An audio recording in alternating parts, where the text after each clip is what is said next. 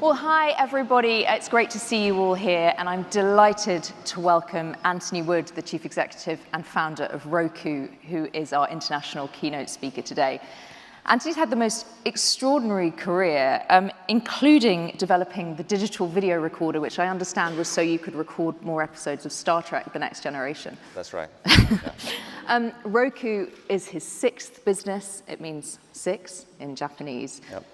And if the title of the conference is Where Do We Grow From Here, I think when you hear the numbers that Roku has, you might feel that it is the future. So $14 billion market cap.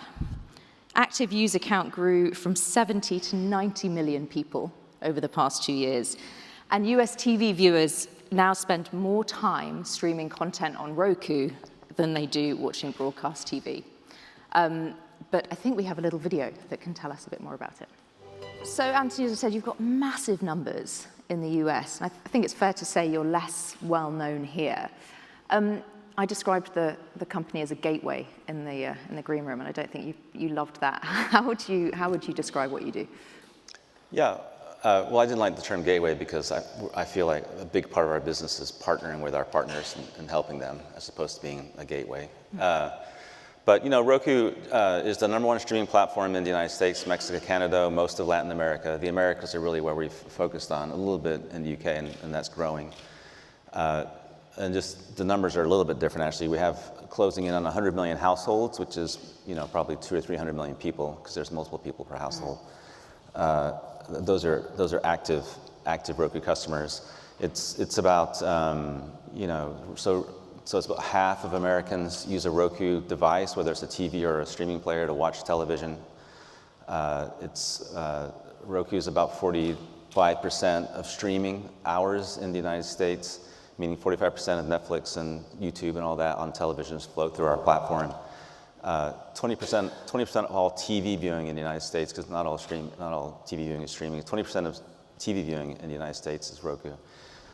So that's just a sense of our scale. We're growing, we're growing quickly, and there's our business. There's really two parts. One is we're a TV operating system, a platform, like the way Android or Windows is an operating system for phones or PCs, and so part of our business is growing the scale of that platform, and we do not make money doing that.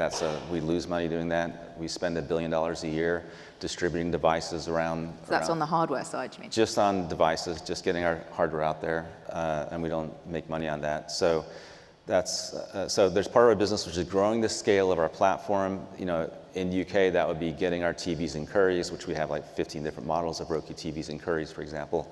But the biggest part of our business is what we call our platform business, which is the monetization part of our business, and that's subscriptions and advertising. So we distribute streaming services, and we get paid for that in various ways. Usually when we sign up, let's say we convince a customer to sign up for HBO Max, they'll bill through our billing platform, and then we'll get a share of the revenue. So that's one way we do subscriptions. Another way we do subscriptions is a big trend in the industry we're seeing is aggregation of streaming services into one unified user experience. So instead of having to go in this app and that app and that app, just having a unified experience. And so that's a big trend. We call that premium subscriptions. Amazon, which is our biggest competitor, calls that Amazon channels. That's a big trend for us. And that's another way we distribute subscriptions. That's more of a wholesale model. And then, we have a multi-billion-dollar advertising business. That's traditional TV advertising, large ad agencies, big brands, top 200 brands. And that business, we distribute a lot of free content. In fact, we aggregate a bunch of free content onto our platform. We call it the Roku channel. It's the number one app on Roku is YouTube. Number 2 is the Roku channel. Number 3 is Netflix, and then it goes down past there. And so the Roku channel, which includes linear fast channels as well as on-demand free content, that we put ads in that. We sell those ads, and that's a big ad business for us. So we also have our own and operated services. We just launched a new SVOD service called Howdy, which is $3 a month and no ads. for great TV content. So that's our business in a nutshell. And growing here. But I'd like to just go back to how you started the company, because it's a really interesting story there. It was born within Netflix. Is that right? The streaming players were born in Netflix. I started Roku with the goal of doing streaming platforms, but the world was not quite, the technology was not there, internet was not quite fast enough, so it wasn't quite ready for that yet. So we made other products. We made streaming audio products. We made products for HD TVs. And then Netflix back then was doing DVDs by mail. And this was when? So this was early in like 2007. And I would, Netflix was next to us. We're both in Silicon Valley. And so I introduced myself to Reed Hastings, who ran Netflix, and I would go visit Reed, and I would like, hey, Reed, you should let Roku build a streaming player. You guys should, you're called Netflix, you should do like internet delivered television. And he's like, we're working on internet delivered television, it's not ready yet. And we would just sort of have this conversation, and I tried to convince him to let Roku build a Netflix streaming player. And he ultimately said, no, we're just going to do it ourselves. And I said, okay, all right, well, I'll do it for you if you let me just keep running Roku, and I'll come help Netflix build your first streaming player. And he said, okay, which I thought was pretty creative on his part. And so I did that. I went to Netflix. I was an employee there for 9 months. I built the streaming team. I built the streaming player. I also started licensing Netflix. So I did a deal to get Netflix and Xbox, a deal to put Netflix on Samsung. And I mean, it's a long story, but basically Reed decided that was better than building their own hardware. And he decided he didn't want to build his own hardware anymore. And so he said, why don't we just take that team you built, we'll spin that out, put that inside Roku, and we'll just license Netflix and put it in everything. And he fired me, basically. And I was like, this is great. This is what I've always wanted. Thank you very much. And so the original Roku Netflix streaming player, it was called the Roku Netflix streaming player, was actually built mostly inside Netflix and then finished off inside Roku, and then we shipped it, and then it sold really well, and then we just started. But my plan was never to be just a Netflix player. It was always to build an operating system for TV. So we just kept doing software updates. So we added Amazon Prime Video, then we added the App Store, and then we added Universal Search, and then we just kept adding all these features to build it into the operating system for today. And one of the people often ask me, why is Roku the #1 streaming platform? Is it because you were first? And we were early, and we were the first Netflix player, but that's not the main reason. The main reason is that we actually built a software platform, an operating system that's designed for television. And if you look at the history of computing platforms, it's always the ones that are designed for the new platform that win. So like DOS went on PCs because it was designed for PCs. Windows did not become the phone operating system. Android and iOS, which were designed for phones, won that. And then Roku is the #1 streaming platform because we designed it just for TVs. And so it has a lot of advantages. It costs less to build a Roku TV. It's simpler. It's easier. It's got a tremendous amount of features designed for the industry to help promote content and build audiences and sign up subscribers. So it's really designed for television. And that's ultimately why we're And did you always know you were going to do both the hardware and the software side?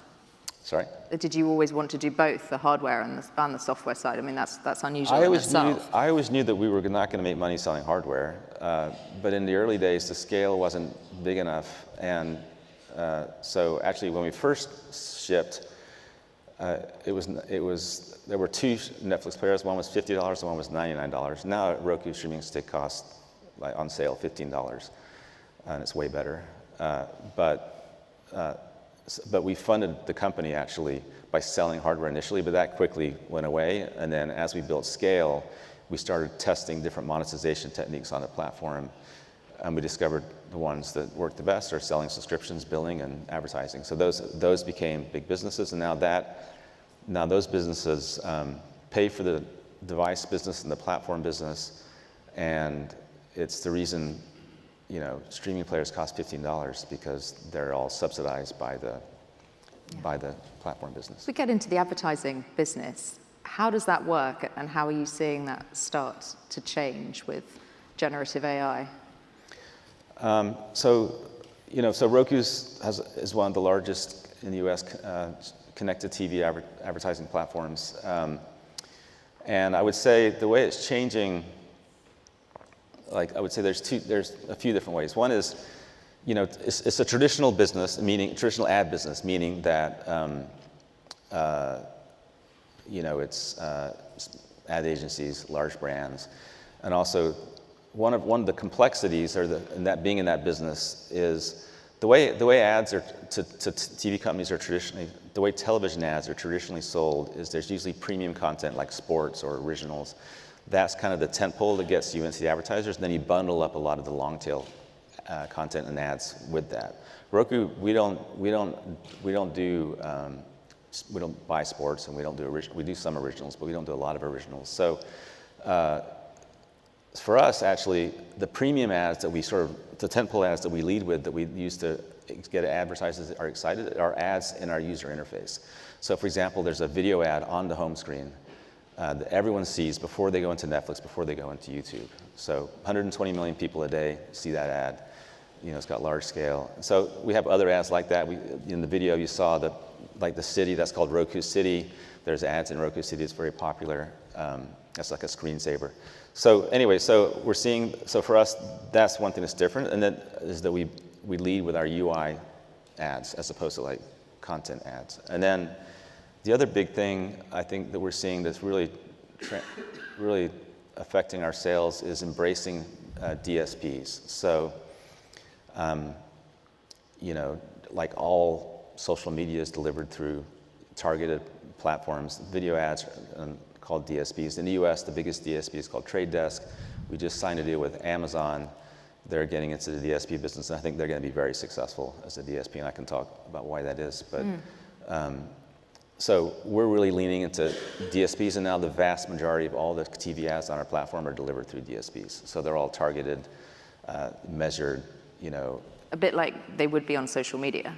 Like on social media, but like if you do it, let's say Procter & Gamble buys an ad with or delivers ads through Trade Desk. Trade Desk will then put some of those ads on Roku, some of them on Amazon, some of them on Samsung, and so that it'll track the ads across all the platforms, and then it'll measure the results of the ads. So it's a much more data and analytical way to deliver ads, much more targeted, much more measured, much more measuring ROI, and that's all the advertisers are moving into that direction. And in terms of creating them, people are using generative AI, presumably. Yeah, so the other big thing, so DSPs are a big trend, really driving our business, embracing those. And then the other thing that's I think really interesting that's happening is there's now a self-serve platform Roku has. We call it Roku Ad Manager. So let's say you're like a fish and chip shop in Cambridge, and you want to run a professional TV ad, like a Procter & Gamble ad. You can go to our website. You can just log in, say, I want to run an ad. I want to target Cambridge and a mile around my chip shop, and I want to target people that like fish and chips, and I want you to make an ad for me using AI. Just make me an ad. Like, here's my website. Pull images off my website. Let me tell you a little bit about what we do, and then it'll generate an ad for you. That's professional, high production value ad, and it'll run that ad just targeting, like those 4,000 people or whatever that like fish and chips around Cambridge. Maybe there's more than 4,000. And then it'll measure, like, okay, did they go to my website? How much did it cost me every click to my website?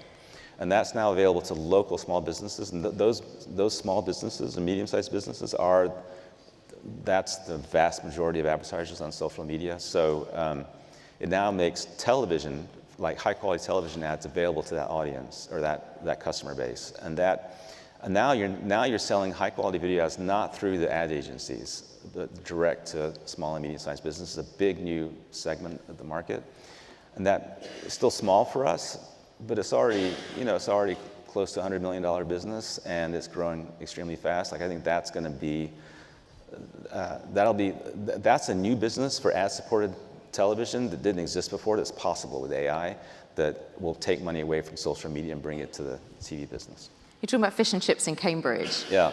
There's a lot of fish and chip shops. A lot of fish and chip shops in the UK. Actually, no, you were born in Manchester, right? You've got a lot of British family. Macclesfield. In Cambridge, I was quite surprised to find out how large your operation is here. You've got, 300 engineers? Yeah, we have an office in Cambridge, about 300 employees. And why did you decide to employ engineers here? Is it just that it's just the cost? Yeah, I mean, we have an office here. We have one in Manchester. We have engineering offices in different cities. I personally just love Cambridge. I've been coming here for a long time. I spent a summer here. I know that there's a lot of really smart engineers here. So, and frankly, they're super smart, but they get paid less than Silicon Valley engineers. So, seems a trend. I don't know a lot why of the they tech do it, but they companies work for half the price. Yeah. So, yeah. So, it's an incredible office. Like, it's a great team, and yeah, we have an office here. And what are your plans for expanding in the UK? Well, we're going to keep growing our offices, but our offices actually are not really so much about supporting the UK market as just our global engineering effort. So, so we are starting to lean into the UK. I mean, we're now in 15 different TV models at Curry's, all the major retailers in the UK. Our market share in the UK is really starting to grow. And our goal is to keep growing and become the #1 operating system in the UK, just like we are in the Americas. Coming from a completely different market, I'm very interested to know what you made of that conversation between the bosses of the PSBs earlier. How did that Well, it was feel so alien. from the US? So alien? Like, alien, yeah. Like in the Why? Well, compared to like if I go to a US conference, there's no one from the government, and they don't talk about the government or their regulators. So that's completely different. And I guess the other difference, that's the main difference. The other small difference is the BBC, is supported by the license fees. I guess you could call that a subscription business. The other public service broadcasters are all free. In the US, there's nothing that's free. I mean, YouTube's free, but everything else is part of a subscription bundle. And that's a different dynamic. A lot of the issues that are being talked about, like how do I get placement on YouTube, doesn't exist really if you're a part of a subscription bundle, because you just don't put your content on YouTube generally. You might put some on there a little bit, like as advertising. So it's a different dynamic. What did you make of some of the things that were said? I mean, Jonathan from Channel 4, for example, saying it's dangerous to have only algorithmic watching.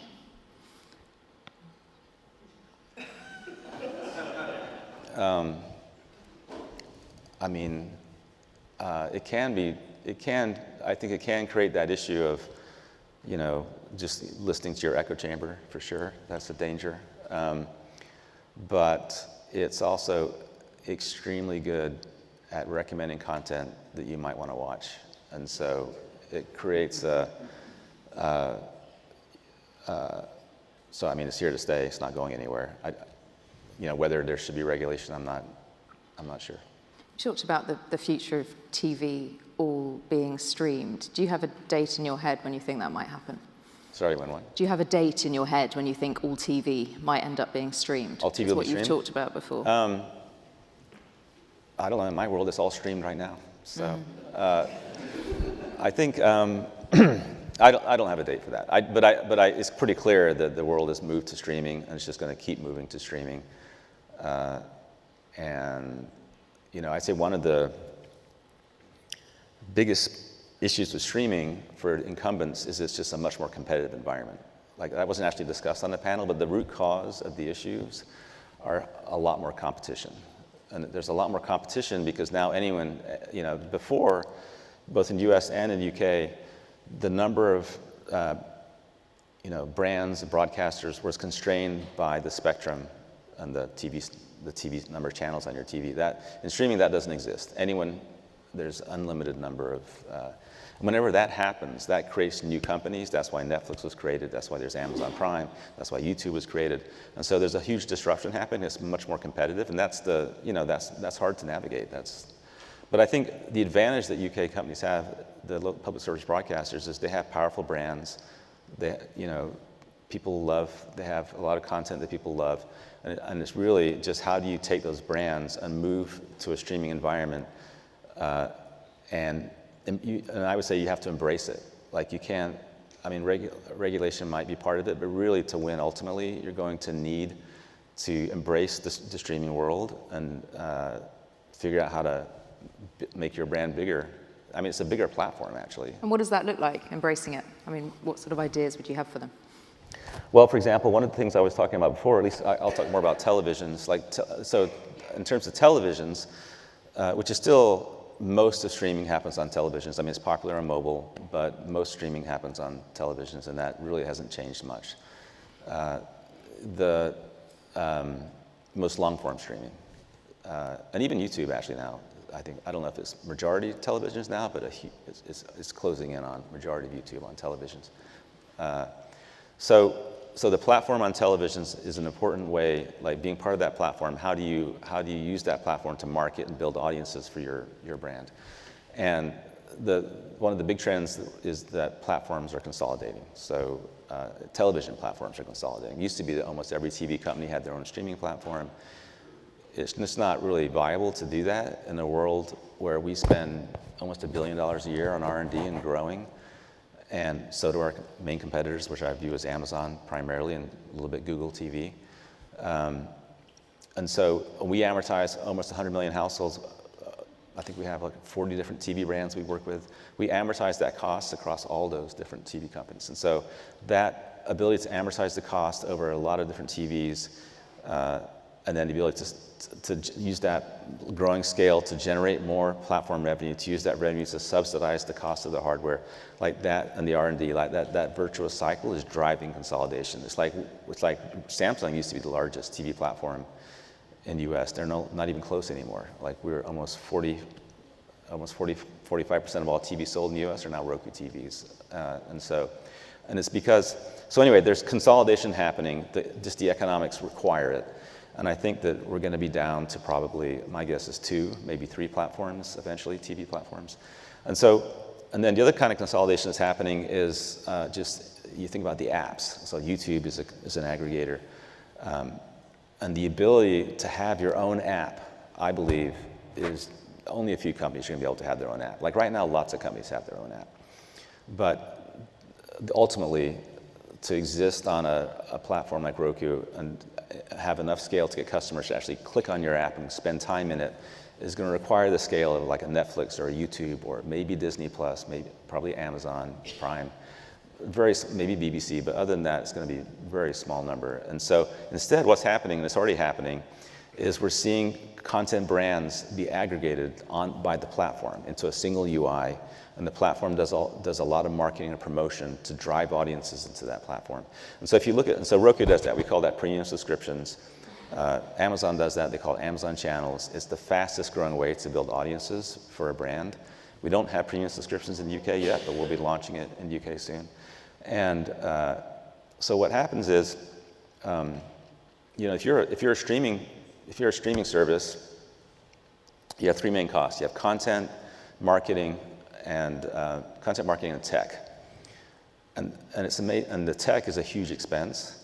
So and so is marketing. So if you put your content, if you say, hey Roku, we want to be part of premium subscriptions, we will handle or Amazon channels on Amazon. We'll do all the tech, like best-in-class streaming experience, and we'll do all the marketing. We'll put ads on our home screen. We'll drive traffic to your content. We'll drive viewing. We'll work on reducing churn.